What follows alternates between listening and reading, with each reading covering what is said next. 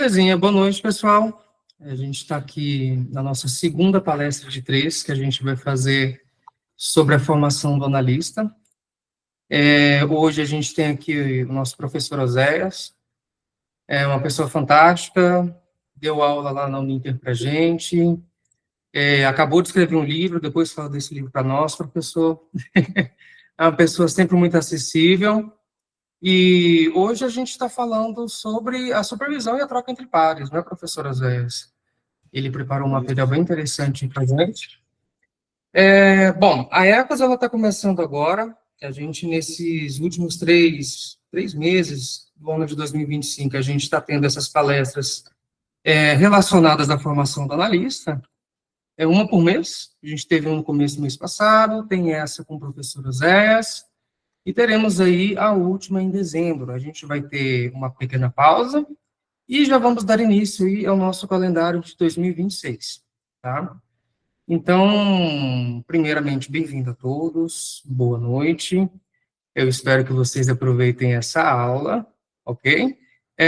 O professor Oséias, pelo que eu entendi aqui, a gente estava conversando um pouco antes de começar, que ia aceitar as pessoas para entrarem na sala, ele vai aderir àquela dinâmica mesmo, de uma dinâmica mais tranquila, mais light, bater um papo com a gente, tá? Conforme ele vai trazendo aí o bate-papo. Regras de boa convivência no Meet, né? Enquanto o professor fala, a gente deixa o microfone no mudo, para não dar interferência, tá bom? Belezinha? Perguntas podem ser mandadas tanto aqui no chat, e se forem falar também por áudio, se você não tiver vergonha de falar por áudio, levanta a mãozinha, tá bom? Tem uma fila aqui de ordem de conforme as pessoas vão levantando a mão, e aí a gente vai dando a palavra conforme for sendo aí necessário, ok? Dúvidas? Críticas? Então, vamos lá então, pessoal. Professora Zé, a palavra é sua. Obrigado.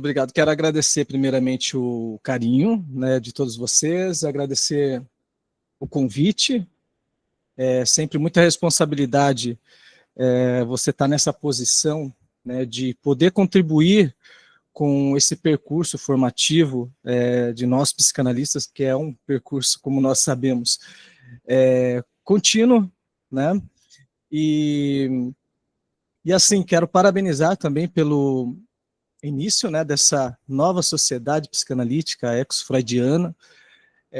Vocês têm testificado pelo que eu tenho observado, né, infelizmente, ou felizmente, aliás, hoje a gente tem essa possibilidade de dar uma stalkeada aqui, stalkeada ali, então você vê o pessoal comprometido, fazendo podcast, conversando, estudando, né, então isso é muito importante, testifica, né, o comprometimento de vocês aí com a transmissão da psicanálise. E, bom, eu gostaria aqui nesse momento, eu vou colocar um slide aqui, não vou me prender muito aos slides, né? Essa semana eu confesso que foi uma semana muito intensa, não sei se para vocês também. Eu estava conversando agora há pouco com que está Ecos-Freudiano, esqueci o teu nome, desculpa. Samuel. Isso, desculpa, Samuel. Estava conversando agora com o Samuel, né? Às vezes a gente, no nosso cotidiano, nessa sociedade, que nem diz aquele filósofo, né, o Byung-Chul Han, essa sociedade do desempenho, essa sociedade de produção, a gente se envolve com tantas coisas, né? E eu fiquei ali naquele compromisso, puxa, eu quero trazer algo assim que realmente possa nutrir, né, cada um que participar desse encontro. Eu espero que, peço desculpa se ficar, de repente, alguma lacuna, mas ainda bem que no tema está escrito ali troca entre pares, então quando há lacunas, nós temos os pares também que poderão preencher essas lacunas e, ao mesmo tempo, permitir que outras surjam, porque em psicanálise essas lacunas elas são muito importantes, certo? Bom, vocês estão vendo aqui no título, né? Supervisão com um X, fiz questão de fazer um X na palavra supervisão e deixar somente troca entre pares. Isso aqui é somente uma provocação para que nós possamos refletir sobre qual é o lugar qual é a função, né, qual é o papel da supervisão no percurso, não só no percurso formativo, né, mas no nosso manejo clínico. Só que, puxa, a gente vai refletir a respeito de qual é o lugar, qual é o papel da supervisão no manejo clínico, e você taca um X ali, como assim? Então a gente vai conversar sobre isso, vocês vão entender melhor sobre isso, tá bom? Eu vou falar um pouco aqui de mim, um pouco da minha formação, né? Então, como vocês sabem, sou psicanalista clínico, né? Mas sou professor de filosofia também, sou licenciado pela FAI Centro Universitário, lá em Curitiba, né? Eu terminei essa graduação em 2012, fiz especialização em psicologia social pela Faculdade Vale Elvira da IHEL, né, na FAVED, e atualmente eu estou bacharelando em teologia pela Unicesumar. Olha que percurso, né? Agora estou fazendo bacharel em teologia. Isso tem muito a ver, né, com o meu percurso de análise também. Essa questão envolvendo o sagrado, né, envolvendo o aspecto espiritual, sempre foi muito forte, né, não só nos meus estudos filosóficos, teológicos também, antes de fazer teologia, mas existencialmente falando, né? E decidi fazer, então, esse curso justamente também com o intuito, né, de ser uma voz dissonante na teologia hoje, na contemporaneidade, uma vez que, infelizmente, vemos tantas lideranças promovendo o ódio ao invés do amor, promovendo a exclusão ao invés da inclusão, e promovendo também a eliminação do outro ao invés da coexistência. Então, fui para esse percurso e estou gostando muito de ter contato com essa esfera do conhecimento. Eu atuo como educador desde 2014, né, nas redes públicas, na rede privada também de ensino, lecionando filosofia e áreas afins das ciências humanas. Sou autor do livro Felicidade, Plenitude e Mal-Estar, né, uma obra em que eu discuto ali a respeito do tema da felicidade, desde a antiguidade até a contemporaneidade, mas assim, não se trata de um trabalho exaustivo, de um tratado, né, em que eu apresento as ideias dos antigos e dos contemporâneos. Eu arbitrariamente selecionei alguns pensadores e a partir deles, então, fui provocando, estimulando a reflexão, analisando o que era a felicidade para cada um, né? E quando chegou na contemporaneidade, comecei a fazer um diálogo com a psicanálise, a sociologia, algo nesse sentido, assim. Sempre também colocando ali cinema, né, literatura. Então, eu me identifico muito com a escrita do Slavoj Žižek. Vocês já devem ter lido, né, o Žižek, esse filósofo russo, né? Acho que é russo, ele não é eslavo, acho que é russo. Pois bem, ele tem uma literatura que uma hora você vai lendo aqui, ele está no Sócrates, daí depois ele está no Lacan e vai e vem. Então, mais ou menos assim, eu segui esse estilo no livro, né? Eu até gostaria de ler um trecho, se vocês me permitirem, tá? Puxa, professor, você vai vender o seu peixe? Mas é um trecho que eu acho interessante, a gente não vai tratar disso aqui, né, especificamente, mas lá no final do livro eu escrevo o seguinte, né? Como certa vez afirmou a escritora Cora Ronay, no princípio era o verbo, mas os tempos mudaram e com eles mudaram os smartphones e a nossa forma de usá-los. Hoje pouco falamos ao telefone e aos poucos deixamos de escrever. Cada vez mais nos comunicamos através de imagens. Estima-se que apenas durante o ano de 2017, 1 trilhão de fotos foram capturadas por celulares ao redor do mundo. 1 bilhão de GIFs foram compartilhados, metade deles, pelos meus grupos de WhatsApp, com certeza, brinca ela, né? 5 bilhões de emojis, 10 bilhões de vídeos. Aí fecha a citação, né? Eu prossigo. Dessa forma, a dimensão simbólica passa por um processo de esvaziamento e atrofia, dificultando a simbolização da falta. A pulsão escópica, por outro lado, encontra diariamente novos canais por onde escoar. Não por acaso, muitos adolescentes, e não apenas eles, têm dificuldade em nomear o que sente e simbolizar o próprio sofrimento. Isso porque, mais do que realmente sentimos ou somos, o que importa na realidade é aquilo que parecemos sentir ou ser. Já dizia Shakespeare, dramaturgo do século XVI, em sua obra Otelo: um homem deve ser o que parece ser. Quanto àqueles que não são o que parecem ser, se pelo menos não parecessem ser o que são. Enquanto em Hamlet, outra tragédia escrita pelo poeta inglês, a angústia do protagonista é encapsulada na famosa pergunta: ser ou não ser? Eis a questão. O pensamento expresso em Otelo propõe uma reflexão sobre outro polo. Ser ou parecer ser? Eis a questão. Na realidade, embora a diferença entre as duas frases esteja em apenas uma palavra, ambas tratam da mesma questão fundamental: a natureza do ser e as bases sobre as quais buscamos sustentá-lo.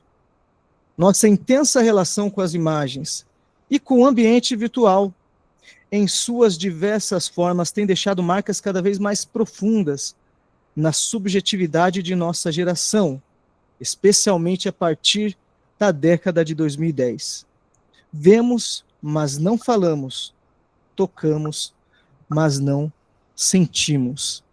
Então, esse é um trecho que vai lá no final do livro, no último capítulo.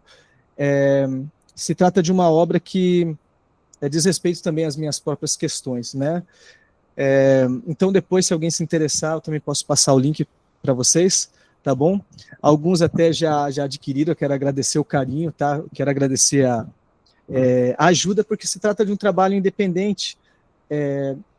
Vários amigos, né, alguns fizeram o pós-fácil, a Clarice, minha esposa, também fez o pós-fácil, uma artista, né, fez a capa, outra artista fez também as ilustrações internas do livro.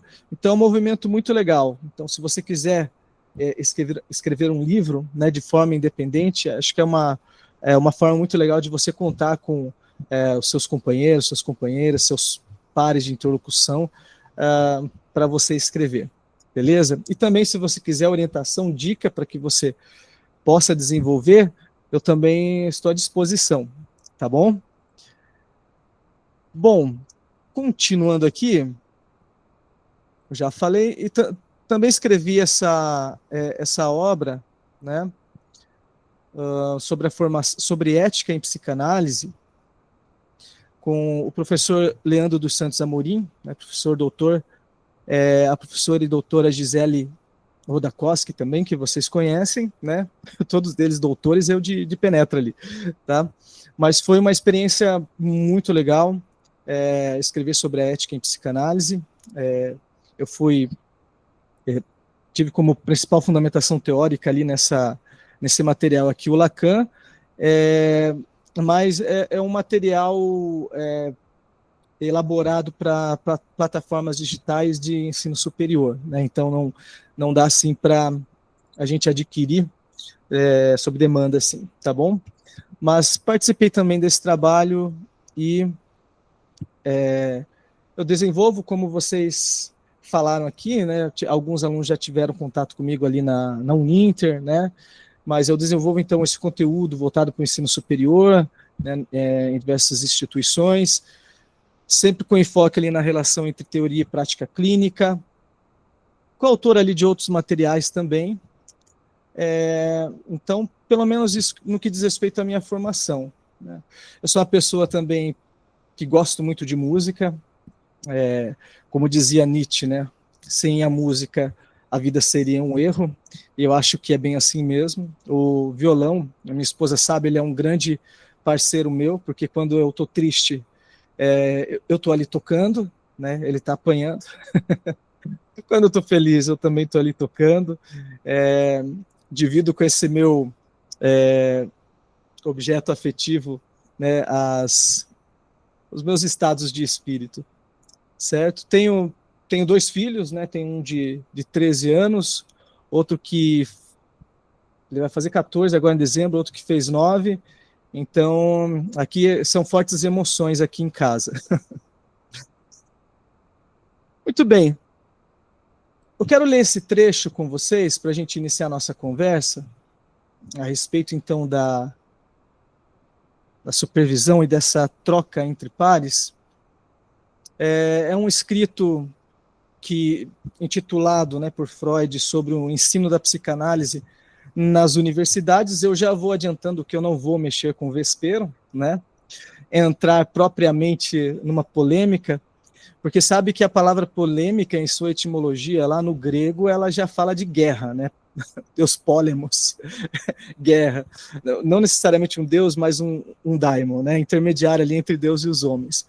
Mas vamos lá, vamos ler esse trecho aqui e vamos prosseguir. O que Freud diz? A inclusão da psicanálise no currículo universitário seria, sem dúvida, olhada com satisfação por todo psicanalista. Ao mesmo tempo, é claro que o psicanalista pode prescindir completamente da universidade sem qualquer prejuízo para si mesmo. Porque o que ele necessita em matéria de teoria pode ser obtido na literatura especializada e, avançando ainda mais, nos encontros científicos das sociedades psicanalíticas, bem como no contato pessoal com os membros mais experimentados dessas sociedades. No que diz respeito à experiência prática, além do que adquire com a sua própria análise pessoal, pode consegui-la ao levar a cabo os tratamentos, uma vez que consiga supervisão e orientação de psicanalistas reconhecidos. É claro que vocês são bem críticos, a gente não vai fazer aqui uma análise exegética do texto, tá bom? Mas a gente pode ver que o que está muito evidente aqui é que Freud, em nenhum momento, ele criticou o ensino, né, a transmissão da psicanálise nas instituições de ensino superior. Porque a gente sabe que isso ocorre, né, há muito tempo, né? A psicanálise, ela não é utilizada somente como um método clínico, mas quando Freud, por exemplo, escreveu Psicologia das Massas e Análises do Eu, a psicanálise ela começa a se apresentar também como uma grande aliada, o método psicanalítico como um grande aliado das ciências sociais e das ciências humanas, né? Freud não tinha pretensão, como a gente sempre repete, de desenvolver uma visão de mundo, né, fazer da psicanálise uma filosofia, tá? Mas quando a gente se refere a essa dinâmica, é que Freud demonstrou ali, através da psicanálise, aliás, da psicologia das massas e análises do eu, e em outros escritos também, o quanto a psicanálise ela pode nos auxiliar, né, para pensar o ser humano e para pensar a sociedade também. Puxa, o que isso tem a ver, por exemplo, lá com a discussão, né, do bacharelado em psicanálise? Porque eu acho que é importante eu falar sobre isso, porque eu me posicionei, né, nas mídias sociais. E assim, eu não tive um posicionamento peremptório, né, a fim de falar assim, bom, eu sou contra um bacharelado, ou eu sou a favor de um bacharelado, tá? E nem ficar em cima do muro. Quando eu vi aquela sessão que ocorreu na Comissão de Saúde, né, a análise que eu fiz, e aí todo mundo, né, estou aberto a críticas também, mas a análise que eu fiz foi de realmente uma disputa de poder, certo? E de uma jornada super egóica ali presente, certo? Até posturas assim de grandes referências da psicanálise que, para mim, se demonstraram muito, muito autoritárias, certo?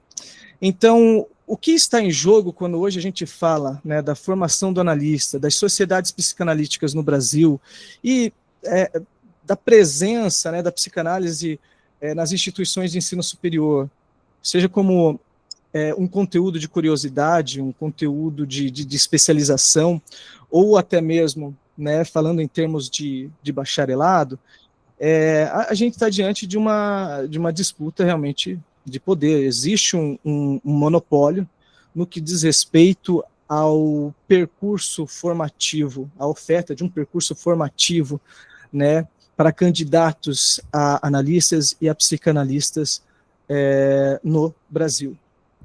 Certo? Então, eu convidei, né, através daquilo que eu escrevi, a pensarmos justamente sobre outro paradigma, essa formação. Então, não era muito a favor de A e B, mas a favor de uma desestabilização, tá, de órgãos e de instituições que fazem, muitas vezes, de seus analisandos, de seus supervisionados, aquilo que o Foucault chamou de sujeitos assujeitados.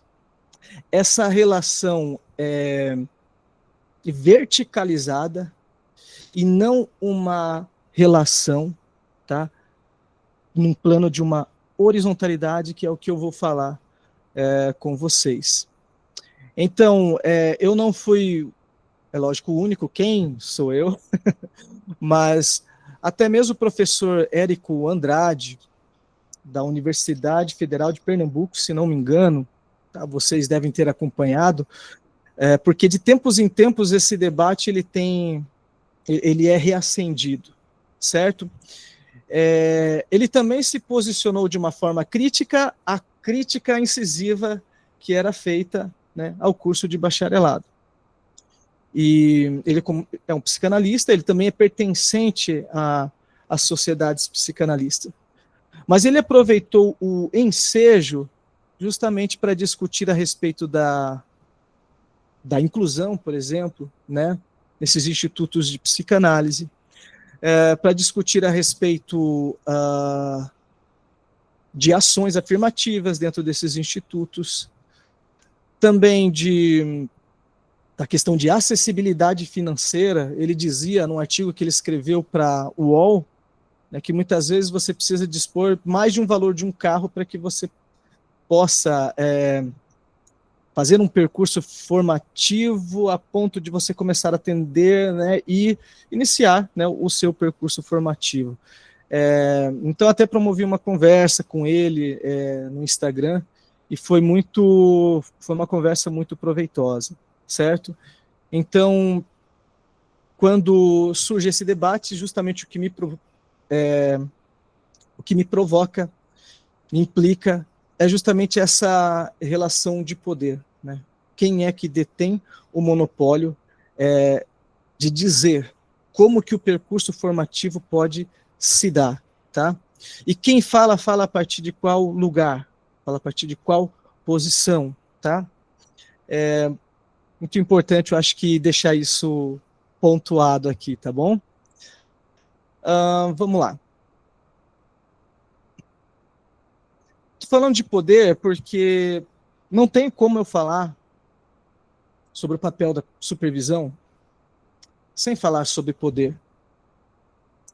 Porque todos nós, vamos usar o termo, somos tentados diante de uma função em que a gente exerce, de um lugar em que a gente está,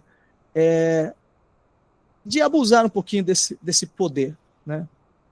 De se colocar numa condição superior a outrem. E a gente tem vários tipos de poder, se a gente for fazer uma análise aqui, por exemplo, sociológica. A gente tem o poder econômico.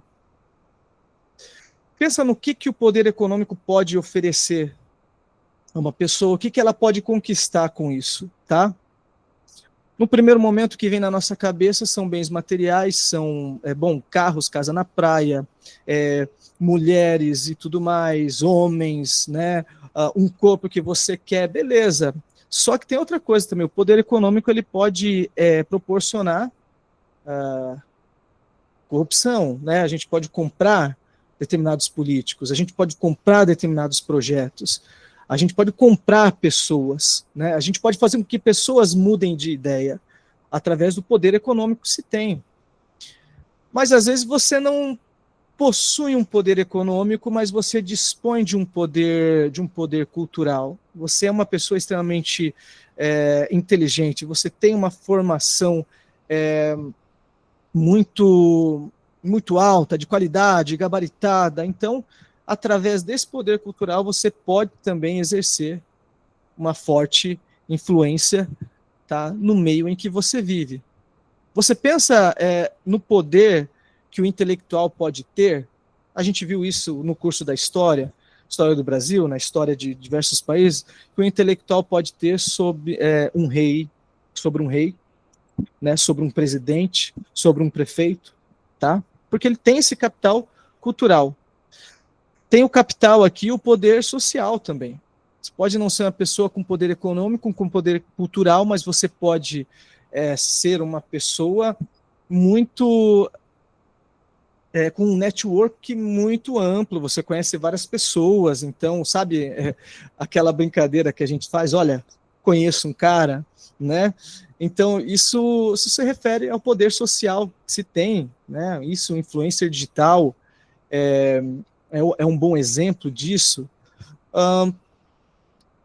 O poder simbólico ele se refere muito, está ligado muito à questão do reconhecimento, né?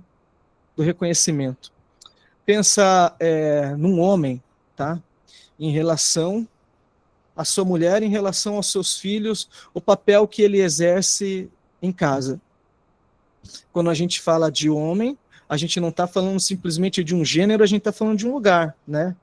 De um lugar que ele ocupa em relação a toda a construção, né, da história ocidental, dessa interação, né?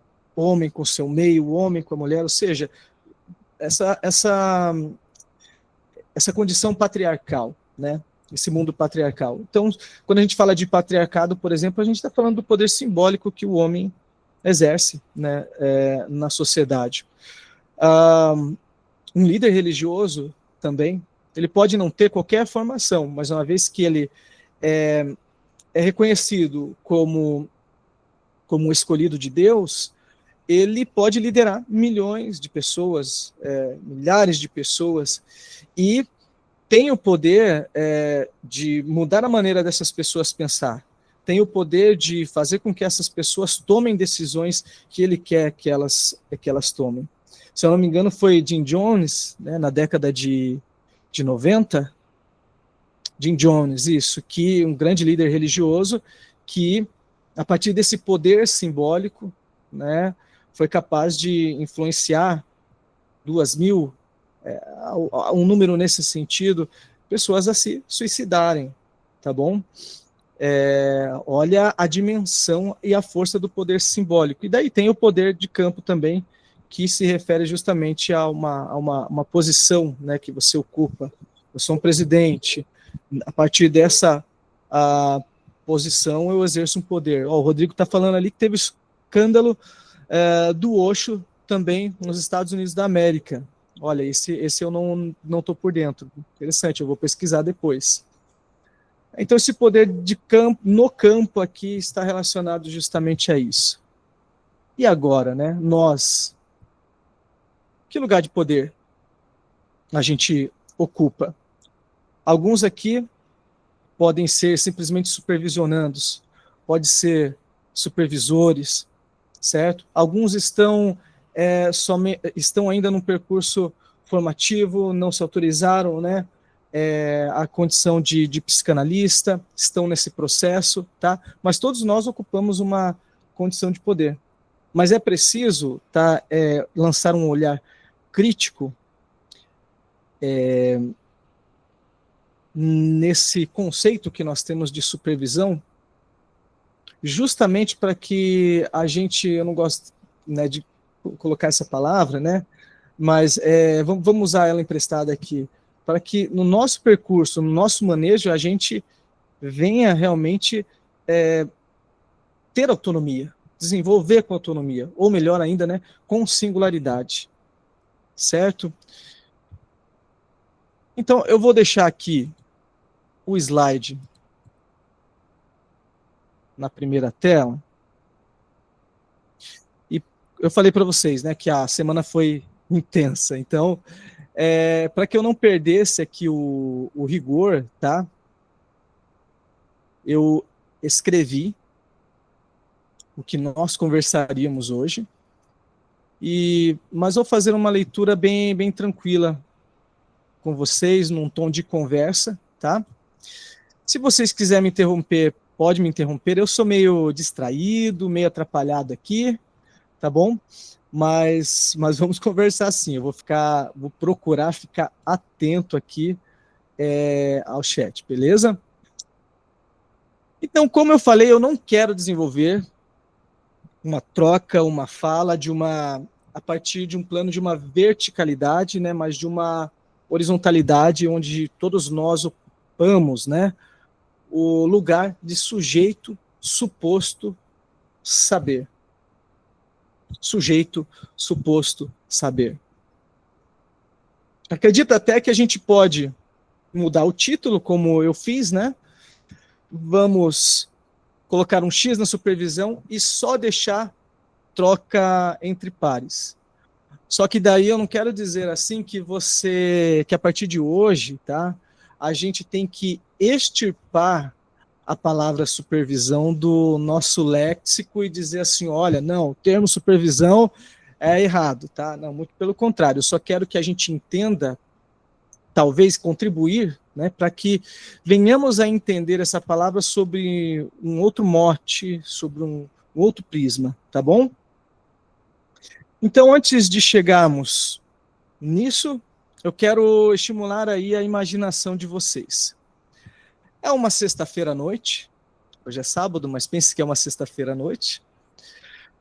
Você talvez já tenha encerrado os atendimentos da semana e decide assistir a série tão aclamada por psicoterapeutas dos mais diversos métodos e abordagens, né? Sessão de terapia. Todo mundo gosta aqui de sessão de terapia, né? É uma série muito boa. Outra série muito boa é o Psi, né? Mas o psicoterapeuta Caio Baroni, né, ele parece manejar assim um bisturi. Um bisturi, vai cortando com precisão, camada por camada da psique de seus pacientes, e todo episódio é um episódio emocionante, mexe com a gente. E nos implica também, enquanto psicanalistas. Alguém levantou a mão, é isso? Não, acho que falaram no chat, né? Deixa eu ver aqui.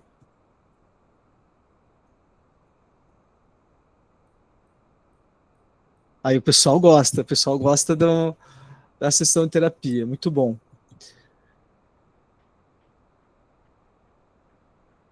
Deixa eu só retomar aqui. Ah, isso. Então, em uma das cenas, vamos pensar aqui, né? Tem uma música de fundo, daí por si só já comove, vai embalando o diálogo, e o Caio diz a um personagem, talvez vocês se lembrem aí desse caso, o Tony, um rapaz negro que carrega as marcas do racismo que ele viveu ao longo da vida. Aí o Caio diz assim, há coisas, Tony, que a gente faz só pra gente, pela gente. E nesse momento o Tony ele já está envolvido. Ou seja, o Caio ali ele tocou como se fosse o núcleo patógeno ali, né? Ele está na ferida, porque o Tony ele está imóvel. Até porque na maior parte das vezes não tem aplausos. É a gente pela gente. Daí agora você pode pensar, nossa, mas você escolheu uma frase ali que não tem algo poético, intelectual, e em termos psicanalíticos, entre aspas aqui, tá? Também nada muito profundo.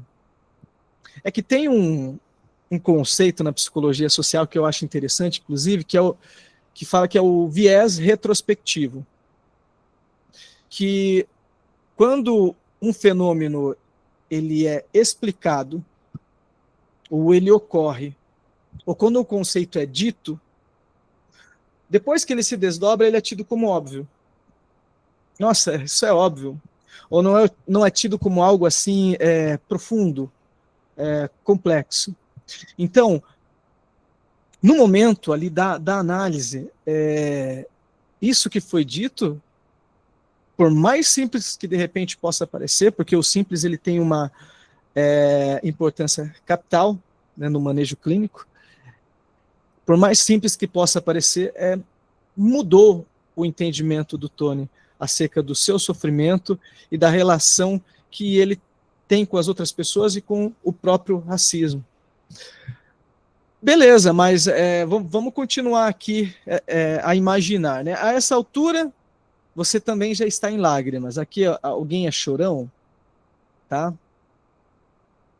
Costuma chorar diante de uma série, Bom, ultimamente, eu sinto que eu estou me tornando uma pessoa mais chorona. Interessante, eu tenho que levar isso para análise. Por que está acontecendo isso, né? E isso não é ruim. Mas a gente chora, tem gente que chora até no episódio do Chaves, né? A minha esposa chora nos episódios do Chaves, mas tem alguns episódios que são extremamente emotivos, né? Aquele do Que Bonita Sua Roupa, aquele é de matar. Mas também, a essa altura, você já está em lágrimas e pensa, eu quero ser igual a esse cara. Vai me dizer que não, que nenhum episódio lá que você assistiu, tá? Dos que assistiram, por enquanto eu estou conversando com eles, mas se de repente você já viu em algum filme, algum psicanalista atuando, de repente você pensou, caramba, eu quero ser igual a esse cara. Beleza, no dia seguinte você acorda, toma um café, né, antes da primeira sessão.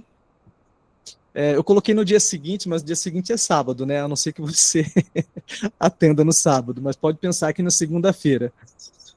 Só que tem o seguinte, na tua sessão não tem uma música de fundo, a não ser que você coloque. Isso é meio heterodoxo, pode parecer, né? Mas não sei.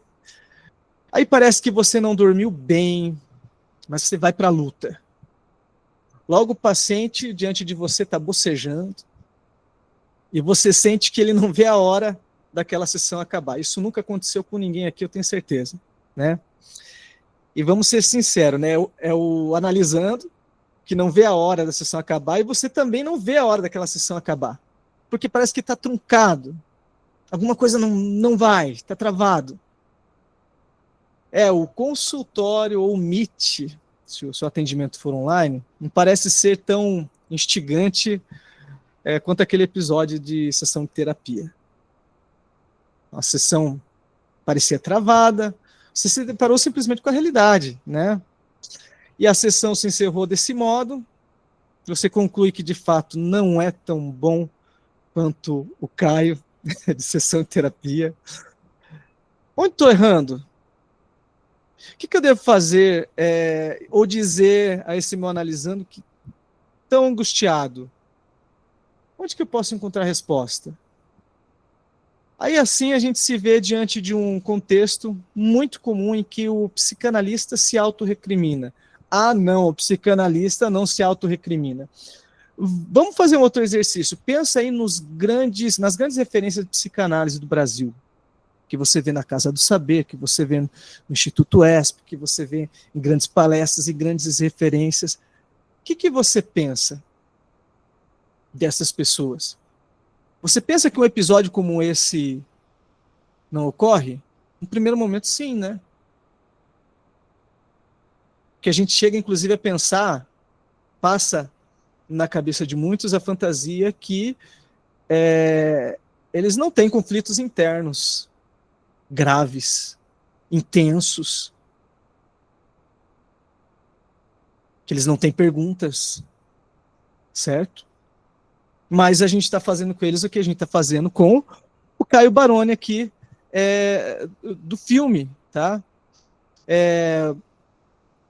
Tudo bem, é um contexto hipotético, né, que de forma descarada aponta, né, Eu falei ali de um outro ponto, mas é o núcleo patógeno desse sintoma de ofício. Vou falar de um sintoma de ofício, porque é o sintoma do seu no exercício, né, da sua função. Ele parte do quê? De uma identificação com Caio. E que aí se potencializa ao nível do eu ideal, onde o sujeito passa a se medir e a se julgar a partir da imagem idealizada do outro, aqui no caso, o Caio. Né? Então esse é um ponto, né, mas a gente não vai ficar nele por enquanto. Então, e talvez, assim, em virtude do modo como a minha cabeça pensa, né, vai para lá e para cá, a gente nem volte nele, mas tá tudo bem, né, a gente vai conseguir chegar até o final, ou não. Esse exercício mental que fizemos, que apresenta um conceito marcado pela angústia de um psicanalista diante de um inconsciente de um outro, psicoanalisando aqui no caso, né, remete-me a um depoimento dado por uma psicanalista chamada Ieda Prates da Silva, em um artigo de aproximadamente 2 décadas atrás. Não quer dizer que eu li há 2 décadas atrás, tá bom, pessoal? Acho que eu nem tinha nascido ainda, como vocês podem ver no meu rostinho. Brincadeira. Mas eu li já há um bom tempo, tá? Mas ele foi escrito aí mais ou menos 2 décadas atrás, numa revista. Depois eu posso passar o link para vocês. Então me trouxe novamente a memória quando vocês me convidaram para esse encontro, né? O título desse artigo é O que nos interroga na supervisão? A gente só vai à supervisão porque estamos repletos de interrogações, tá? Mais uma vez a gente está diante de um óbvio, mas de um óbvio que quando a gente parar para pensar e ruminar nesse dado, a gente fica meio incomodado. A gente só vai à supervisão porque estamos repletos de interrogação. Veja, eu vou comparar com o início da análise. Por que você foi para a análise? Por que você recorreu a um psicanalista? Não, quero fazer análise. Havia conflitos internos em você, certo? Um ou outro, isso acontece, tá, gente? Às vezes recebe em seu consultório, tá? Ou em seu atendimento, pessoas que ainda não sabem que tem um monte de conflito interno, né? De que a sua estrutura psíquica tá se você for fazer um mapa, né? Sem pé e sem cabeça, como de todos nós, né? Mas chega assim com aquela ilusão de que, olha, eu quero fazer análise porque como eu estou estudando para ser psicanalista, eu vi que dentro do tripé está fazendo análise, então eu estou fazendo só para isso. Alguém já escutou isso aí? Né, a gente escuta, às vezes escuta, certo? E no decorrer a pessoa começa a perceber que não é bem assim que a banda toca, né? Mas a gente não faz supervisão simplesmente porque tem que fazer supervisão, né? Vamos lá conversar e vou passar o meu caso para ver o que dá. Você vai com interrogação, né? Você vai com conflitos. Então a Ieda compartilha nesse trabalho, né, nesse artigo, que quando ela ainda era estudante de psicologia, nos anos finais do curso, precisou realizar uma entrevista com um garoto de aproximadamente 11 ou 12 anos. Talvez você se identifique se você atende adolescente, né? Ou já tem atendido adolescente. Tratava-se de uma atividade exigida por uma das disciplinas que ela cursava. Ela teve muitas identificações com o menino. Inclusive morava próximo à casa dele. Foi uma entrevista após a outra, até que Ieda se viu totalmente envolvida pela história e pela realidade do garoto. Ele passou a procurá-la em casa, queria continuar falando, queria ser ouvido, e ela já não sabia mais o que fazer. Diante disso, recorreu a professores, né, da universidade para tentar aplacar essa angústia e encontrar um caminho que ajudasse a sair daquela árdua situação. Então, para pensar aí qual o seu pensamento sobre, por mais que seja fosse aluna na época, vamos falar de profissional, tá? O que você pensaria de uma profissional assim? Vai atender uma criança, essa criança está em sofrimento, e ela simplesmente desaba, se desestrutura, certo? É afetada de uma forma como ela não esperava. Eu digo isso porque, recentemente na escola,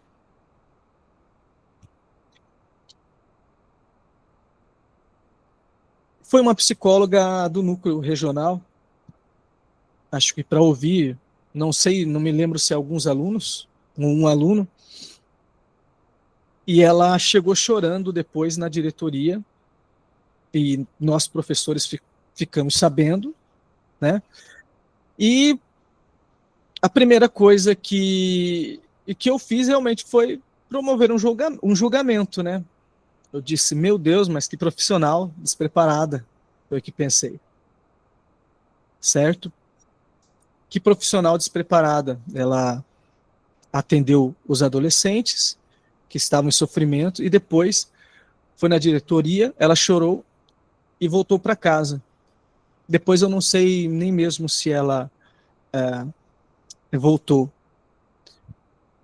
Então, na realidade, tendemos, né, a fazer esse primeiro julgamento. E é uma idealização que fazemos, né, dos psicoterapeutas, dos psicólogos, e aqui falando de psicanalistas, que nós temos que ter uma postura de ferro. Tem uma frase que é muito atribuída a Freud, mas não sei necessariamente se foi, não me recordo necessariamente se foi ele que disse, né, que nós, que somos, é cobrado de nós termos sangue de barata, né, bom, esqueci agora a frase, se alguém lembrar, mas tem a ver com isso que a gente está falando. Agora, ela foi uma profissional despreparada ou ela foi humana, né? Voltando aqui para o caso da Ieda, que é semelhante a esse, o que ela relatou quando ela foi até os profissionais?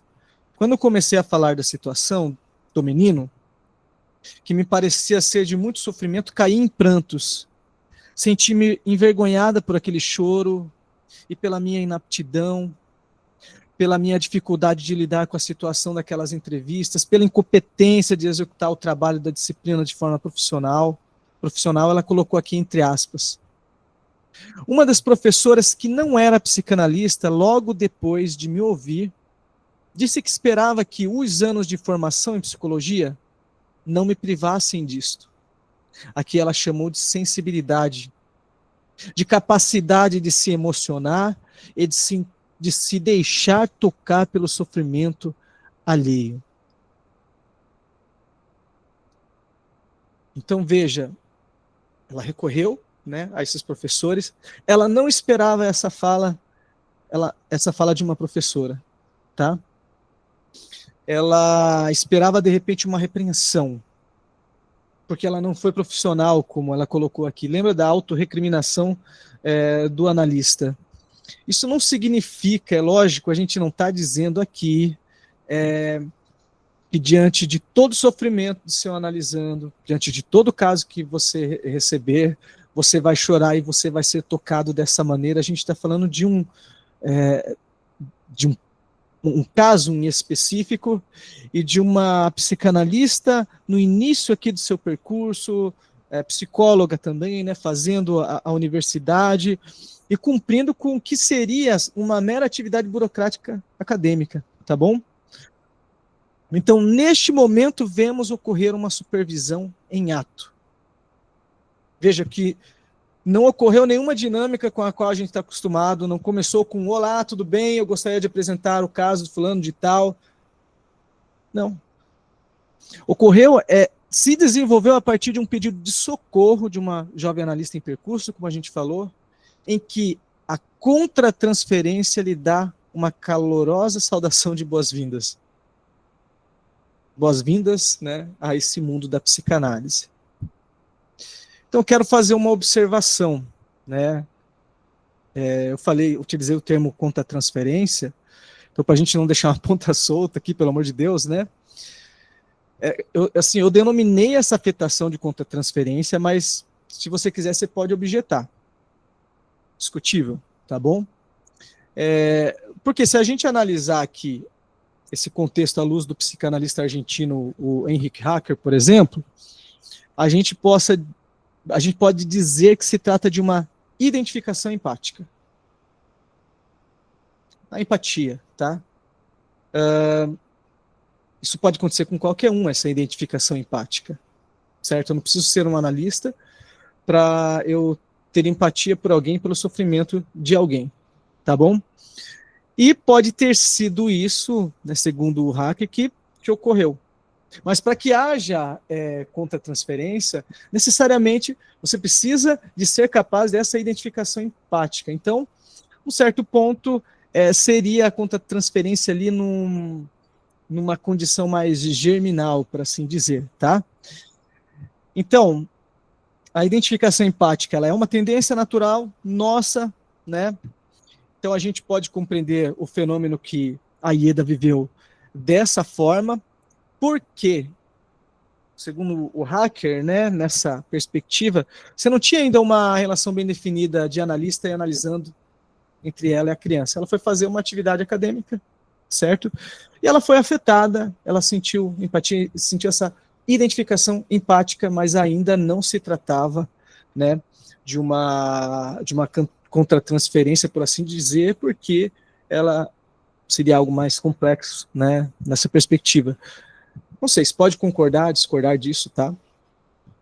Então, para Hacker, mesmo no set analítico, o que pode ocorrer inicialmente como eu disse, essa identificação empática, um germe da contra-transferência, tá?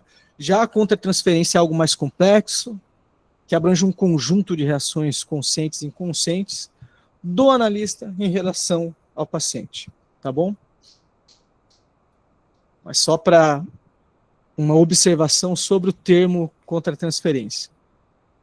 Vamos voltar aqui a um ponto que é crucial para nós. O que de fato Ieda esperava ao recorrer às experientes professoras da universidade? Vamos ver o que ela responde então no artigo. Quando não sabemos o que fazer na clínica, temos que recorrer a outro. Outro que esteja em posição de nos escutar e de nos falar. Não que ele vá nos dizer o que fazer, ou como fazer, mas que esteja em posição de ver a questão por outro ângulo, por mais que sejamos incisivos no que falamos ou no que mostramos. Enquanto supervisor, eu não sou aquele, você não é aquele que possui as respostas para os conflitos do supervisionando, ou melhor dizendo, né, como a gente falou ali, desse seu par de interlocução.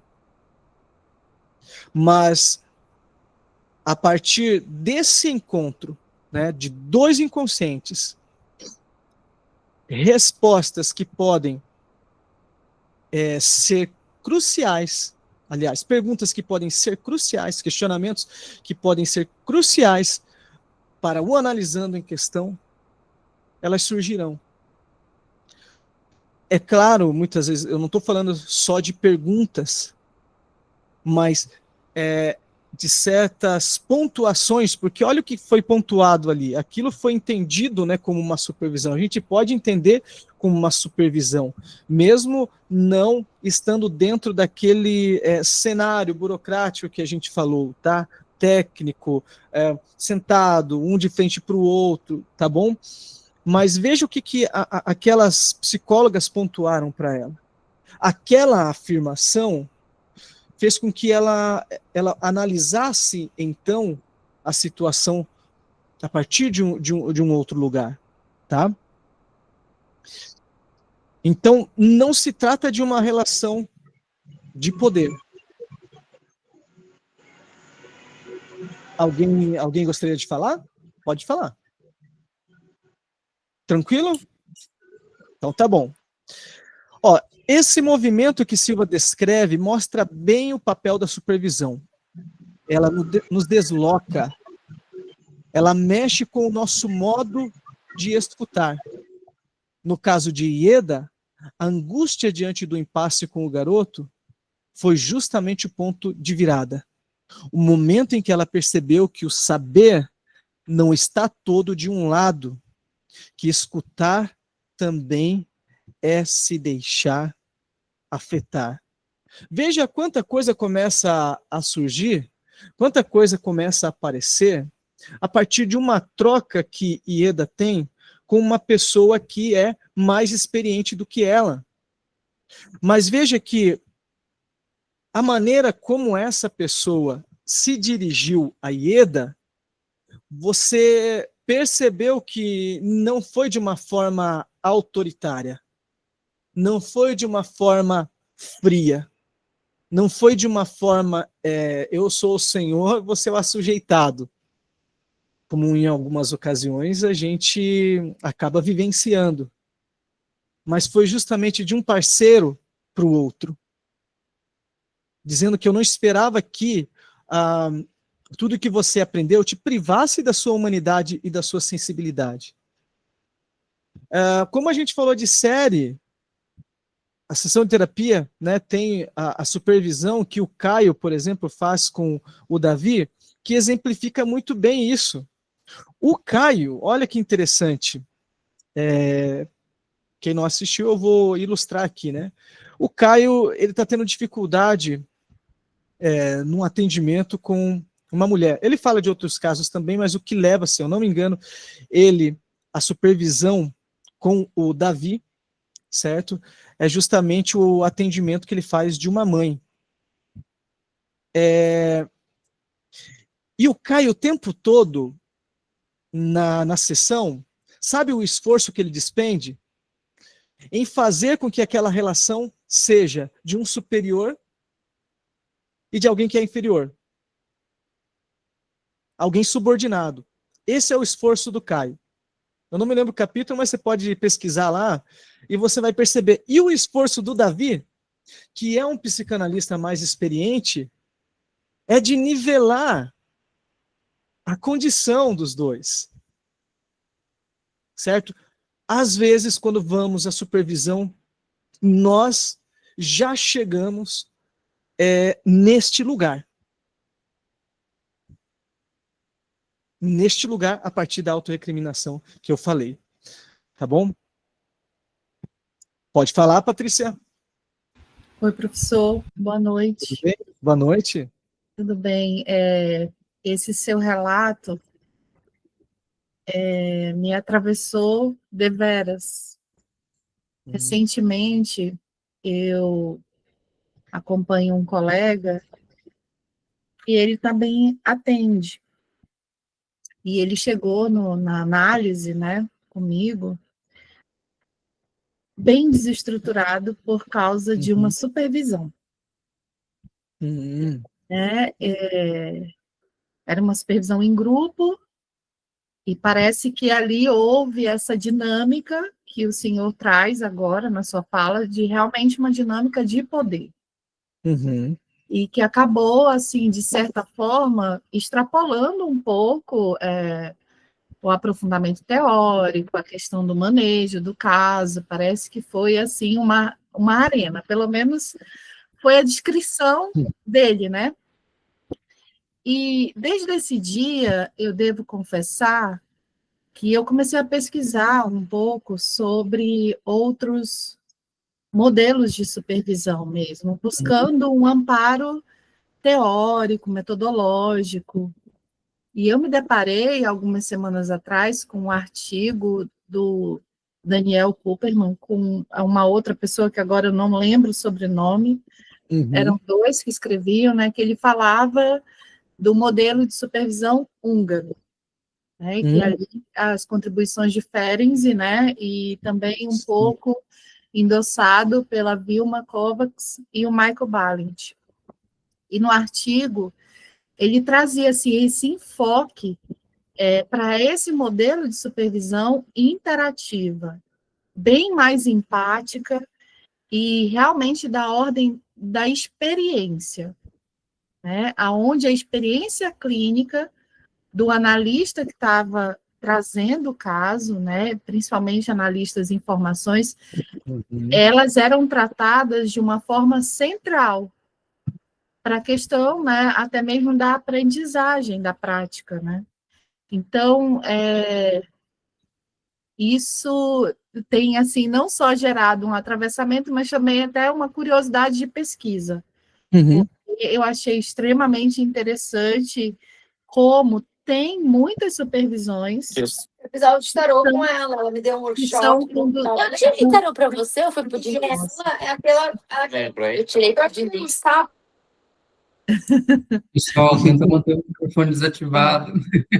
Tem muitas supervisões que são mantidas ou estabelecidas, feitas, enfim, nesse modelo realmente de autocracia, de uma relação de poder.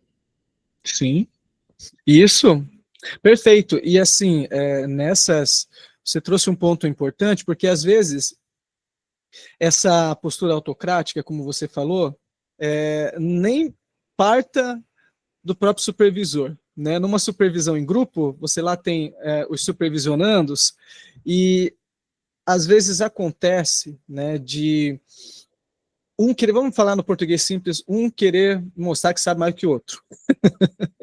Entende? É contraproducente e não vai promover o seu crescimento, muito pelo contrário, né? Agora, por isso que a gente está diante de uma questão aqui muito importante, que é justamente o contrário da sociedade neoliberal em que a gente vive. A sociedade neoliberal em que a gente vive é uma sociedade que se conduz, se desenvolve a partir da competitividade e não da solidariedade, né? Então, no movimento psicanalítico, a gente tem que realmente ter isso como base, né? A solidariedade com o outro. Pode falar, Vago. Boa noite, pessoal. Boa noite, professor. Eu gosto muito, assim, e pelo que você falou, eu me lembrou do texto do Bolas também, né, do Christopher Bolas, sobre a contra-transferência, né, onde ele fala que o analista, ele precisa se ser, entre aspas, né, afetado por esse inconsciente do analisando, né, e eu participo do grupo de supervisão, e a supervisora, ela sempre fala sobre que a supervisão, ela não é do caso em si, mas do analista, né? Sobre como o analista se sente naquele setting, né? Sobre analisar essa contra-transferência que está atravessando, né, aquele caso, né? Então, se a gente olha para essa contra-transferência que Bola cita, a gente também consegue entender sobre como está sendo aquele caso, né? Então, acho que olhar para quando tem esse olhar da supervisão pro analista, não necessariamente só do caso em si, de como é o manejo, de como vai funcionar, eu acho que traz esse vínculo muito melhor, né? Essa escuta mesmo do analista dentro daquele caso, né? E não só do caso em si e do manejo ideal para se fazer, né? Perfeito, porque vocês estão trazendo muito conteúdo importante, né? Porque se a gente comunicar, por exemplo, fazer uma interlocução desse conceito, né, dessa visão que você trouxe com o Lacan, é justamente isso, é o analista em questão. A própria resistência, como o Lacan vai dizer, a resistência é do analista, não do analisando. Ao conceito também do desejo do analista, analista em questão, né? Muito bom, muito boa a tua colocação, teu apontamento. Mais alguém gostaria de falar alguma coisa? Sua esposa. Ah, sim. Eu não tinha visto a mãozinha levantada, agora eu vou... Meu Deus. Podem esquecer de mim? Nossa, que horror, hein? Então tá. Acho que a gente tem que estabelecer quase que uma linha de atuação, que a gente tem que separar algumas coisas, né? O que são as trocas de pares, né? quando a gente se insere num grupo de estudos clínicos, né, como vocês estão iniciando aqui, né, nos ex-freudianos, né, que é um nome maravilhoso, por sinal, mas principalmente a gente saber o que a gente leva para uma supervisão em grupo, o que a gente leva para uma supervisão individual, porque também tem casos que não dá para você discutir em grupo, porque é uma coisa muito específica, muito, às vezes, muito pesada, e daí tem um monte de gente falando, dando seu pitaco, como você só estou falando de outra maneira, mas dando seu pitaco ali, né? Então, às vezes, isso desestrutura a própria análise. E outras coisas a gente vai levar para a nossa análise pessoal, porque o que impacta, né, como o Zé estava falando essa nova psicóloga, o que acontece? Quando a gente se impacta com um caso que transfere isso para a nossa realidade, a gente sempre se impacta, na verdade, né? A gente pode não perceber, mas a gente sempre se impacta com a história do outro. Mas quando se impacta demais, né? Esse demais entendam como se fez ferida num corpo que parecia são para falar com o outro, né? Então, às vezes, a gente precisa levar esse caso não para uma supervisão, não para um grupo de estudos, não para uma troca de pares, né, que seja, mas sim para a nossa análise pessoal. Porque a gente tem que compreender por que aquela coisa te causa tanto impacto, né? Às vezes a gente não tem a resposta, mas é importante mais que a gente tenha perguntas mesmo. O importante é que a gente tenha questionamento para sempre, porque o mais importa é por que isso teve uma transmissão tão forte na minha vida, né? Por que isso transmitiu de uma maneira que eu não aguentei? Eu atendo adolescentes, já atendi em escola pública junto com os ES, e um dia eu cheguei para a pedagoga e falei assim, eu preciso ir embora. Eu atendi uma coisa agora que acabou por hoje para mim, eu preciso ir embora. Porque a minha vontade era botar os bogos para fora, para não dizer outra coisa. De tão forte aquilo foi. Daí eu tive que levar para minha análise pessoal. Que não adiantaria eu levar para uma supervisão, porque não era sobre ela, era sobre mim. Era sobre o que impactava em mim a história de outra pessoa. Então, acho que é importante a gente saber, a gente entender que lugar que ocupa cada coisinha na psicanálise, né? Para que serve cada coisa, né? E quando a gente sabe para que serve, a gente sabe que tem um monte de coisa que não serve para coisa nenhuma, né? Então é importante saber também que às vezes, mas eu preciso fazer supervisão todo mês, não sei o quê.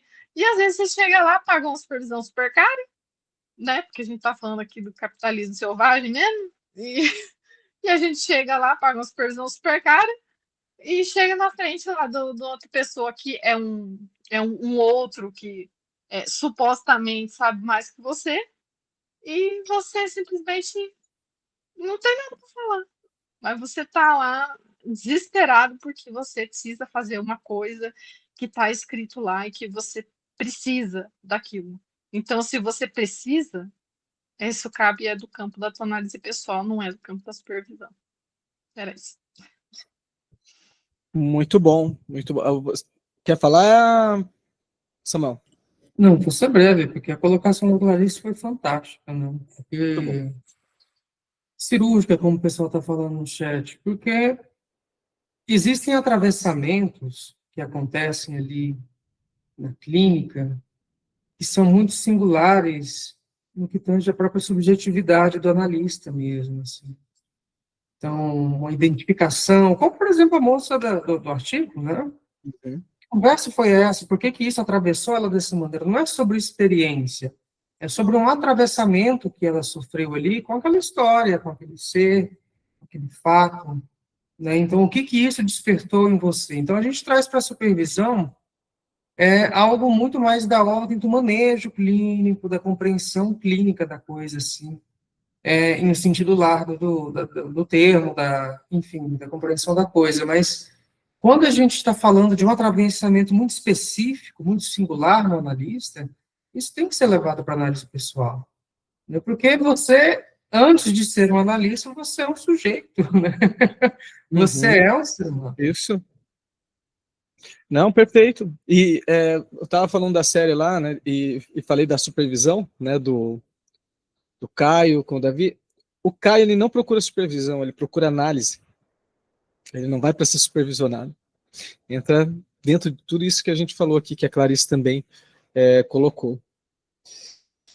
Então, assim, esse movimento que a Ieda descreve aqui, né, ela nos coloca algo fundamental, que vai de encontro a tudo que vocês falaram aqui. A verdade não está toda em um único lugar, se é que ela exista, né?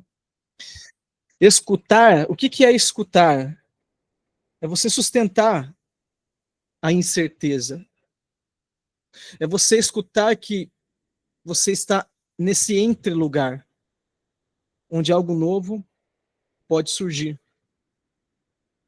Assim, o que recebe do outro, nesse contexto, não é apenas uma resposta, é algo que opera como um verdadeiro achado clínico, mas, acima de tudo, como vocês falaram, subjetivo, né? Ou seja, da ordem da análise pessoal. Então, como ela diz, o que recebo de volta é uma frase que tem valor de descoberta para mim. Estarei sempre incluída quando escutar o sofrimento do outro. A questão é de que forma me incluo aí. Se me incluo a partir de meus fantasmas, ou se me incluo tomada pelo que transferencialmente o paciente irá reeditar na relação terapêutica.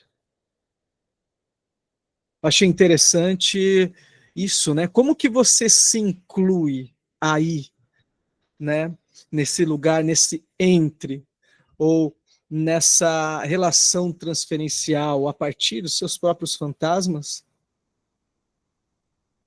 Como que ela se inseriu, né? Nesse primeiro momento, nesse primeiro contato. E olha o que ela veio elaborando depois dessa simples fala. Olá, Ricardo, tudo bem? Boa noite, Oséias. Obrigado, hein? Boa noite. Imagina. Eu estou reflexivo aqui, fui procurar umas anotações minhas. Eu concordo muito com o que a Clarice falou e entendo também a questão da troca entre pares no campo da supervisão, justamente como essa estrutura do manejo que o Samuel falou também. Agora, eu estava dando uma observação minha aqui de algo que eu tinha notado, que ainda segue em reflexão, eu não tenho certeza se de fato eu acho isso, mas é algo que me cutuca, assim, me instiga. Eu tinha notado assim, na supervisão também, o analista em formação se vê no espelho da sua própria escuta. O supervisor ajuda a perceber onde o ego do analista se infiltrou na escuta, onde ele quis curar demais, interpretar cedo, se defendeu, se identificou. Eu tenho dúvida se na supervisão também não acaba havendo também essa interseção. Eu não consigo achar que a troca entre pares nesse momento dos casos não tenha também essa estrutura semi-corporativa de uma pré-análise. Ainda que eu concordo com a Clarice completamente, e que tocou com a gente profundamente, aquele é um assunto pertinente à nossa realidade, com a nossa analista, né? Assim, é outro escopo que a gente está falando. Mas eu não sei se a supervisão, ou a troca de pares, né? Como quiser chamar, se é tão isento disso, sabe? Então, porque a gente vê hoje um movimento, né? Que muitos vão chamar de psicanálise heterodoxa, né? Ou seja, grupos como esse, essa liberdade, esse compromisso que vários grupos assim independentes também que se inserem no percurso formativo da psicanálise, que começam a colocar determinados conceitos engessados em questão, sabe? A gente começa a perceber, a partir de toda a nossa pesquisa teórica, mas, sobretudo, a nossa vivência prática, que os conceitos que foram firmados, desenvolvidos lá atrás, eles não são inexoráveis. por exemplo, a percepção que você coloca, né? Essa intersecção que você percebe que é possível e até mesmo inevitável, né? Nessa troca entre pares. Por que não? Certo? Então, a gente está nesse lugar do qual a gente está falando, né, da sustentação de uma incerteza. Então, se a gente está diante de uma sustentação de uma incerteza, por que ainda lançar as nossas bases sobre certezas, por exemplo, que foram firmadas no passado? Acho super interessante isso que você coloca. Eu concordo contigo. Muito obrigado. De nada. Clarice, eu virei seu fã com o seu discurso. Eu também. Eu não sei porquê. E olha que eu tinha esquecido ainda de deixar ela falar, né? Imagina. Mas ela já me perdoou já. Eu prometo, gente, que eu vou concluir aqui, tá? Rapidinho para abrir também para vocês falarem mais, né? Então, eu quero dizer o seguinte, né? Que veja como que essa frase, né, que a gente falou anteriormente, ela não se trata apenas de aprender técnica, né? Mas de reconhecer a própria implicação na escuta, né? A supervisão, então, ela não é um espaço de correção. Olha que interessante isso. A supervisão, ela não é um espaço de correção, mas ela é um espaço ético, onde o analista ele se depara, então, com o que dele próprio entra em jogo na relação com o outro. Certo? É o que o Zhivago tinha muito bem observado, né? O analista em questão, o enfoque sobre ele, né? Tem uma colocação aqui do Jean-Paul Valabrega, que eu acho interessante a gente colocar, no livro dele, A Formação do Analista, ele diz algo muito importante sobre o papel do supervisor, né, segundo ele.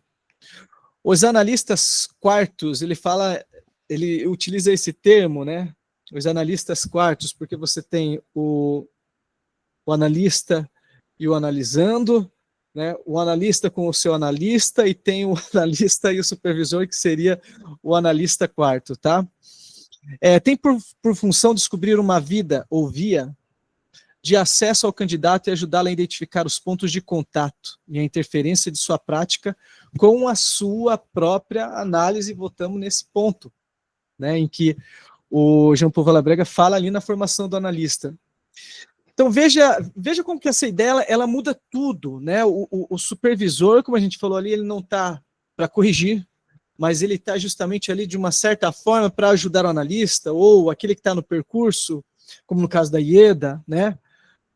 A encontrar um caminho, não vamos entender isso como receita, que faz uma ligação entre o que ele faz e o que ele vive, né? É uma escuta que acompanha e não controla. Lembra aquela questão envolvendo as relações de poder, né, que a gente mencionou agora há pouco? A gente está, enquanto supervisor, enquanto par, acompanhando e não controlando, tá? Esse processo de escuta compartilhada, tanto na análise quanto na supervisão, diz respeito a reconhecer a presença, né, de um terceiro, aquele que escuta e devolve. Não o sentido pronto, mas a possibilidade de deslocamento. Então, tem uma outra psicanalista, que é Urânia Tourinho Pérez, tem um livro dela que é o Mosaico de Letras, né, um ensaio sobre psicanálise. Ela fala o seguinte, ela fala do xiste, ela faz esse entrelaçamento com o que a gente está falando aqui. O xiste coloca o jogo de palavra e o não senso ao abrigo da crítica da razão. Ele necessita de uma outra pessoa a quem se dirigir. O xiste é um processo que acontece entre três pessoas. A primeira que fala, o eu. A segunda sobre quem se fala. E a terceira que escuta. Assim, o xiste abala a certeza do sentido e o domínio do julgamento do eu. e confia ao outro, com letra maiúscula, a decisão de finalizar o trabalho do xiste. Então, essa imagem aqui, ela é muito, usaria a palavra assim, potente, né? Por quê? Porque ela nos ajuda a pensar a supervisão e a clínica como processos que também dependem de um terceiro lugar simbólico. Esse espaço onde a palavra circula, onde o sentido vai se produzindo nessa relação. As coisas não estão prontas, é isso que é interessante na psicanálise. As coisas estão sempre sendo, elas estão em processos, né? Eu não chego ao supervisor, eu não chego na troca e tem lá algo pronto para mim. O sentido está se produzindo. Então, a clínica, assim como a supervisão, ela se sustenta nesse triângulo, né? O analista, o aluno, não gosto desse termo, né? Mas como IEDA, o outro, só para a gente entender melhor aqui, o paciente, o analisando, e o outro, esse lugar maior, né? A linguagem do saber que se constrói, né, entre a gente. Eu vou pular aqui uma parte só para concluir, tá? Então, a supervisão, gente, que eu quero colocar aqui no seu sentido mais autêntico, se me permite usar esse termo assim, essa troca entre pares, onde o desejo do analista ele encontra a ressonância no desejo do outro. Tá? Um espaço de elaboração, mas um espaço também de humanidade, sabe? Que eu, às vezes, sabe, na conversa com colegas, em debates, eu sinto ainda muito essa falta, sabe, da humanidade, e digamos assim, de uma psicanálise mais ferenciana também, né? Porque, às vezes, realmente é tudo muito técnico, frio, e eu falo nesse sentido técnico, frio, porque a gente precisa realmente se movimentar num sentido contrário ou até de resistência a uma tecnocracia que a gente vivencia, né, no mundo contemporâneo. Mas às vezes parece que a gente traz essa tecnocracia, né, para o mundo psicanalítico, para o nosso manejo clínico, para a nossa prática clínica, né? E talvez, né, como diz o Ricardo Goldberg, o que chamamos de supervisão não precise mesmo de outro nome, basta que, assim, que a gente viva como aquilo que ela já é, um gesto de solidariedade entre dois sujeitos, ao escutarem juntos, seguem sustentando a aposta freudiana de que ainda há algo a ser dito. Então, por isso que eu falei, desenvolvi aquela fala com o Ricardo, né? Porque a incerteza, ele falando, pera, eu desconfio que, puxa, por que isso não acontece? Né? Esse movimento está isento desse fenômeno ou não? Gente, ainda há algo a ser dito. A psicanálise, ela está sempre sendo dita e contradita, né? No movimento da sua história. Certo? Hoje mesmo, acho que eu postei algo sobre o Gilles Deleuze, né, falando a respeito da psicanálise, que ele escreveu um Catatá, uma obra assim, né, anti-édipo, criticando as bases, por exemplo, da psicanálise. Só que daí ele falando sobre psicanálise numa leitura mais contemporânea, nossa, eu também pensei assim, que nem o Ricardo fez o questionamento, mas em que medida que isso não é psicanálise, né, que ele está falando? Mesmo ao fazer críticas ali ao complexo de Édipo, Melanie Klein, ela não era uma psicanalista, né? Jacques Lacan, que veio depois, não é uma psicanalista. Então, a psicanálise ela ainda está sendo dita, a psicanálise ainda está sendo escrita, certo? A supervisão também ainda está sendo escrita. Beleza, gente? A minha fala, ainda bem que vocês me ajudaram e muito aqui, viu? Realmente fizemos uma troca, tá? Não foi uma palestra, foi uma troca. Aprendi muito com a fala de vocês e fui instigado aqui a pesquisar alguns autores com a fala de vocês, certo? Então, não estou aqui na condição de professor, mas de um parceiro, porque eu tenho muito muito a aprender ainda, tá? Fico aberto aí para quem quiser fazer alguma colocação, principalmente colocações, tá bom? Pessoal, alguém quer fazer alguma fala?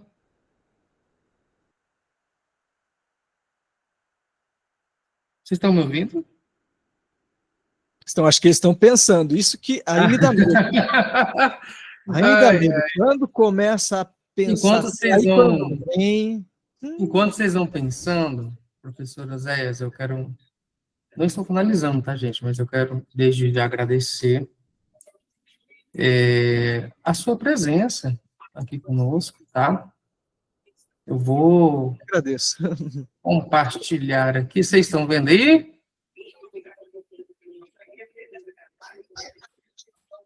Tá vendo, professor? A gente tem um certificado aqui de membro honorário a você, tá bom, que é apresentado. Obrigado. Uma homenagem, um agradecimento pela sua disponibilidade de estar aqui conosco, compartilhando aí o seu conhecimento, um pouco do seu percurso, da sua jornada. Eu vou mandar para você, espero que você imprime e coloque aí na sua parede. Mas com certeza, com certeza. Muito obrigado, fico emocionado aí com o reconhecimento, viu? Porque esses momentos são muito importantes para mim, são importantes para nós, né, que precisamos realmente nos unir, né, buscar crescimento, buscar enriquecer a nossa formação, e a cada vez que eu compartilho, preparo algo assim para um grupo, eu também enriqueço nesse sentido. É muito bom, porque troca entre pares é isso, né? Quando tive a ideia de estar idealizando a Ecos, né? Ecos freudianos é porque são ecos mesmo, então não é uma sociedade lacaniana, ferenciana, nada do tipo, é uma sociedade de psicanálise, e lá a gente tem gente de tudo quanto é lugar, né? Tem gente de fora do Brasil, tem gente de tudo quanto é escola, né? De pensamento que influencia ele na clínica, no pensamento teórico. E uma das coisas que a gente preza na Ecos é justamente a horizontalidade. Está no Estatuto do Código de Ética. Então, quando você falou, eu falei assim, olha, né, alinhado com o que a gente pensa, que é ter essa troca, disponibilizar um espaço, porque a gente está sendo privado deste espaço por serem do bacharelado, por sermos do bacharelado. Então, eu falei assim, beleza, então a gente vai criar o nosso espaço, ter essa troca entre pares, e aprender um com o outro, né, e caminhar juntos aí nesse processo formativo continuado. Patrícia? Oi, gente, boa noite, professora Zéias. Boa noite, prazer, tudo bem? Tudo bom. Foi muito instrutivo, muito bacana a sua apresentação e os colegas contribuindo, foi bem bacana. Eu ainda não atendo, né, como analista, mas participo de vez em quando das supervisões e vejo essa horizontalidade que tu colocou aqui na Ecos, né? As nossas supervisões são um bate-papo muito bacana entre pares, entre colegas mesmo, né? E acho que isso traz uma riqueza a mais ao processo, porque não há aquela cobrança tão forte, não há aquela expectativa, né, como tu colocaste, né, de um poder acima, uma verticalidade que oprime, né, que vai dizer, não, tu tem que fazer assim, porque assim é mais certo, porque eu conheço mais, melhor do que tu, né? Então é um bate-papo muito mais aberto, muito mais solto, e acho que isso só enriquece. Ótimo. Fico muito feliz com a tua fala. Olha, pode falar, professor. A Railane, ela disse uma frase aqui muito potente, né? Conheça todas as teorias, domine todas as técnicas, mas ao tocar a alma humana, seja apenas outra alma humana. O Jung, né? Um cara que, né, foi discípulo de Freud. Depois eles romperam, né? E aí a gente tem outra polêmica, às vezes é uma avaliação injusta de se fazer, mas e aí, foi uma briga conceitual e de ego? Bom, tudo isso aí está presente para quem conhece como que funciona a academia. É muito complicado você contrariar, né, as teses do seu superior, né, do seu professor, orientador, do seu doutor. Então você compra uma briga muito grande, isso em todas as áreas, né, gente? Tudo bem que não era uma academia, né, mas era uma sociedade em si, né? Mas na física, na biologia, enfim, quando você mexe com aquilo que é o principal brinquedo, né, do autor de uma tese, de uma lei, enfim, é complicado, né? Por isso que a gente precisa sempre pensar a questão da dinâmica das relações de poder, tá? Conforme eu coloquei lá no início. Mas isso pode ter acontecido aqui também, tá, gente? Assim como aconteceu com o próprio Lacan, né, quando saiu da IPA também, teve uma briga tremenda, né, e, enfim, eu estou falando só de briga, né, quero ver o... Lacan, mas Lacan ele foi um dissidente, né? A questão é que Lacan botou na mesa, mandou medir, deu certo, e agora hoje a IPA flerta bem com os lacanianos, né? Exato, mas exato. se não tivesse dado certo, entre aspas, bem grande aqui, com certeza seria uma pessoa que seria relegada ao ostracismo também, infelizmente. A psicanálise ela é muito política, internamente e externamente. Ela é rebelde, a natureza... Quando você olha a história da psicanálise, você vê tanta treta do começo ao fim. Ricardo, você quer falar? Eu estou vendo a cabecinha do Ricardo ali, ó. Ixi, eu quero falar de novo. Eu acho, Oséias, muito pertinente sua fala e sua construção. Eu acho que a gente precisa manter o tom subversivo da criação da psicanálise como um ato extremamente democrático, coisa que eu acho que se perdeu ao longo do caminho. Eu acho que acabou sendo institucionalizado de uma maneira equivocada. Eu acredito também que, no momento que a gente consegue trabalhar dentro de nossas dinâmicas e nossas diferenças, inclusive conceituais e estruturais diante de nossas formações, porque é mais ferenciano, que é mais freudiano, que é mais isso, que é mais aquilo, isso. Não pode deixar ainda assim de compreender que todas essas costuras ao longo dos tempos nos traz para a contemporaneidade que precisa nos atualizar diante do nosso mal-estar contemporâneo. Exato. Então, uma das coisas que eu observo nos eventos que eu participo é que muitas vezes se discursa sobre Freud, se discursa sobre Lacan, sobre Melanie Klein, gente, isso aqui para hoje funciona no quê? Acho que a gente tem que se permitir, a gente tem que respeitar a ética, tem que se permitir respeitar, né, baixar a cabeça para a estrutura, mas ao mesmo tempo lembrar que se a gente não for corruptivo o suficiente para dinamizar a contemporaneidade da psicanálise, a gente se perde na própria finalidade dela, que é a sua ousadia. E aí eu acho que a troca entre pares funciona perfeitamente. E só para concluir, uma das coisas que eu acho mais importantes diante disso são alguns movimentos que têm acontecido, inclusive alguns aqui no Brasil. Eu tive a oportunidade agora de receber fisicamente o livro do Ponciano. Eu vou ler o seu livro também. A Juliana Dutra já adquiriu, já falou comigo, minha brother, minha sister forever aí. Vou adquirir também, porque eu estou começando a ampliar a leitura contemporânea. O que é que hoje o pessoal está pensando?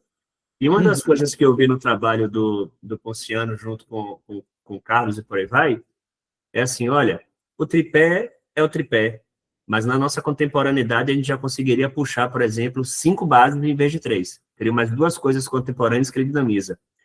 Uma deles seria a intersecção da cultura midiática, que faz parte do nosso cotidiano já, entender que a gente está numa contemporaneidade tecnológica e se implica diretamente na nossa estrutura, né? A criança já nasce, já vai com o computador junto, já vai com o celular junto e por aí vai, e a gente vai alimentando isso.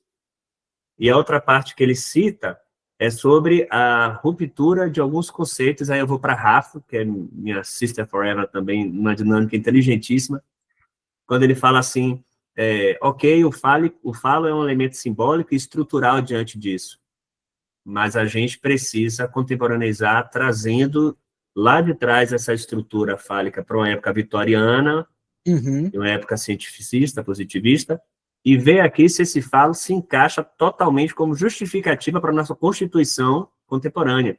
Se, de repente, outro elemento, a vulva, sabe lá Deus, se não vai também ter sua participação. Obviamente, volto a repetir, sem corromper em nada a estrutura, né, a estrutura ética da formalização daquilo ali. Eu estou muito para esse lado, viu, Zé? Eu acho que casa muito com tudo que você trouxe aí, com essa abertura, com isso para frente, olhar para frente também. Perfeito. Muito obrigado. E eu estou com a mesma curiosidade, o mesmo interesse que você tem, porque durante algum tempo eu ouvia, né, muitos teóricos falarem a respeito de uma nova economia psíquica, né? E que nós estamos diante de um novo mal-estar, e daí ficava pensando, poxa, que diacho que é isso de nova economia psíquica? Aí lendo o Byung-Chul Han lá, de que, olha, a psicanálise freudiana, ela não dá conta dos... Como assim a psicanálise freudiana não dá conta? Mas quando comecei a estudar mais, e também a prestar mais atenção, como você falou, nesse mal-estar hoje, né, dos analisandos que chegam para a gente, para quem chega né, na clínica, passa a fazer todo sentido essa questão de que estamos diante de uma nova economia psíquica, né? De um mal-estar que não se deriva ali da repressão, mas justamente diante da liberdade, né? Mas aí é uma coisa bem complexa. Eu falo um pouco sobre isso, né, no livro. E existe um novo mal-estar. Então exige de nós um novo olhar. Se você me permite, quero ler só um trechozinho do livro do Ponciano, que eu acho que expressa bastante isso que a gente está falando. Longe de querer destruir ou destituir a psicanálise de seu lugar, o gesto aqui é outro. Desvelar o que ela ainda não ousou disputar, afinal de contas, subverter uma forma de mantê-la pulsante. Então, dessa forma, pensamos as seguintes provocações. A desconstrução do paradigma universal, questionando a ideia de que é uma psicanálise neutra ou universal, abrindo espaços para a pluralidade de subjetividades, segundo o gênero, a raça, a periferia, o corpo, a sexualidade. Entendendo que, nesse processo, tudo aquilo que é manifestado através do atravessamento do sujeito contemporâneo manifesta também as mesmas estruturas que hoje já trazem as vozes feministas, decoloniais, periféricas, a tensão do mundo medido através das inter-relações midiáticas. Não podemos ignorar mais isso. Muito bom. Depois me manda a referência do livro. Tá super interessado em ler. E falando em decolonialidade, em feminismo também, vocês conhecem o livro do Conrado Caligares, né? Cartas a um Jovem Analista, né? Tem um movimento de mulheres, mais de 100 mulheres ali escreveram cartas a uma jovem analista, né? Então a Clarice até colocou aqui, leiam mulheres, né? Nós homens psicanalistas, a gente precisa ler realmente as mulheres. E a Clarice participou desse livro também, de Cartas a uma Jovem Analista, tá? Quem tiver interesse, depois a Clara ela pode mandar lá o link para vocês, mas fala justamente do feminino, das experiências das jovens analistas, né? Tem muito material legal lá, não é só, quer dizer, são cartas, mas as cartas falam muito, né? Eu falo que as mulheres deveriam dominar o mundo. A gente tem mulheres fantásticas aqui na Ecos. E se elas dominassem o mundo seria bem melhor, talvez, viu? Olha, bom, a gente já está caminhando aqui para o final, tá? Eu quero mais uma vez agradecer a presença de todos, a participação de todos, também a presença e a participação do Oséias, da sua esposa, ok? E fica aí o convite para as próximas palestras abertas que a gente tiver, vocês participarem conosco, colaborarem conosco, tá bom? Mais alguém quer fazer alguma declaração final? Aí, olha, eles querem uma palestra com a Clarice. Exato, vamos marcar. Já vamos marcar. Já deram a deixa. Tá bom, a gente sempre vai trazer no sábado, uma palestra com alguém, ou com alguém da própria Ecos também, a gente vai marcar então. Viu, Clarice? Já fica aí já com a bala na agulha para a gente poder fazer aí uma palestra com você aqui na Ecos, tá ok? Pessoal, muito obrigado. No máximo em umas 48 horas, até segunda-feira, me deu o domingo. Eu já coloquei no YouTube a nossa palestra, a nossa reunião, o nosso encontro. E fiquem atentos aí aos stories da Ecos, sempre tem atividade por lá. Tá bom? Bye, bye. Valeu. Um abraço, gente. Tchau, tchau.